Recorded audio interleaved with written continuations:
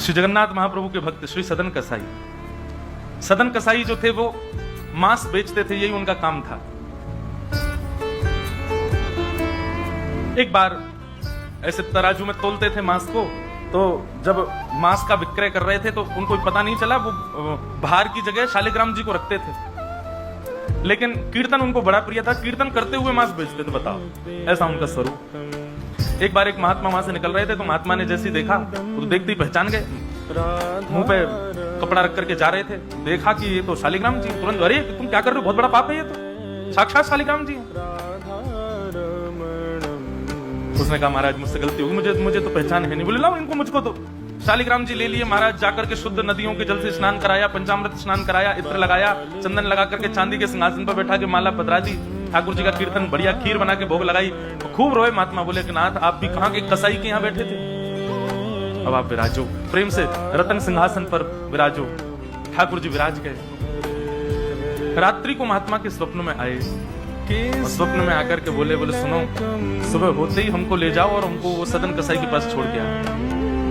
महात्मा बोले वहां प्रभु मांस बेचता है, वो आपको तोलता है, तोलने के लिए भार बना करके रखा, आप उसके यहाँ क्या करेंगे? ठाकुर जी कह रहे हैं हम जितना कह रहे हैं उतना करो बस। बोले नाथ ये तो वेद विरुद्ध हो जाएगा, ये तो शास्त्र विरुद्ध हो जाएगा, मैं आपको कैसे वहां छोड़ के आ सकता हूँ? आपको वहां क्या सुख मिल रहा है? वो शुद्ध नहीं, पवित्र नहीं, उसका स्थान अच्छा नहीं, मांस विक्रय करने वाला व्यक्ति, महापापी व्यक्ति, वहां क्यों जाना है आपको?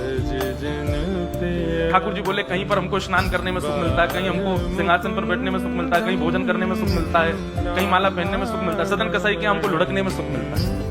उसके तराजू में, जब वो तराजू से तोलता है तो हम इधर उधर लोटपोट होते हैं, हमको उसमें बहुत आनंद आता है, हमको छोड़ के आओ उसके पास।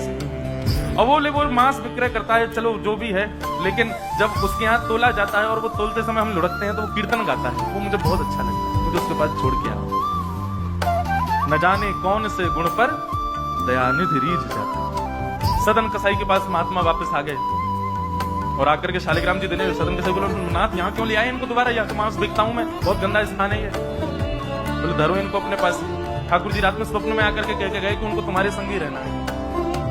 हाथ पांव कांपने लगे, नेत्रों से अश्रुधार गिरने लगे सदन कसाई के। मन में विचार करते हुए कहता है कि मैं इतना पापी, इतना गंदा इंसान, और ये ठाकुर जी मुझसे मिलने के लिए मेरे पास चले आए। मैं इनके लिए इतना भी नहीं कर सकता कि ये दूषित काम ना करूं। ज्यादा से ज्यादा क्या होगा, भोजन ही तो नहीं मिलेगा मुझे, धन ही तो नहीं कमाऊंगा, लेकिन इससे बड़ा और धन क्या चाहिए कि ठाकुर जी मेरे से मिलने के लिए व्याकुल हो।